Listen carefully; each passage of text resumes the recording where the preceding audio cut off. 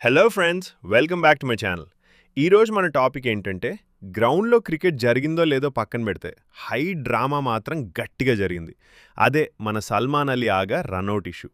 అసలు ఏం జరిగిందంటే అంతా బ్రదర్స్ అనుకుంటూ ఫ్రెండ్లీగా ఉంటారనుకుంటే బంగ్లాదేశ్కి చెందిన మెహదీ హసన్ మిరాజ్ మాత్రం మనోడికి గట్టిగా రాడ్ దింపాడు. అవును, మీరు విన్నది నిజమే. ఆ రన్అట్ తీరు చూసి సల్మాన్ ఆగాకి ఎక్కడో కాలింది. గ్రౌండ్లోనే పిచ్చ కోపంతో ఊగిపోయాడు.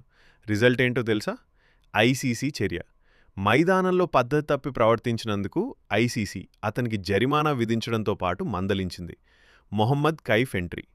ఈ విషయంలో సల్మాన్ ఆగాకు మద్దతుగా భారత మాజీ క్రికెటర్ మొహమ్మద్ కైఫ్ సోషల్ మీడియాలో పోస్ట్ చేశాడు.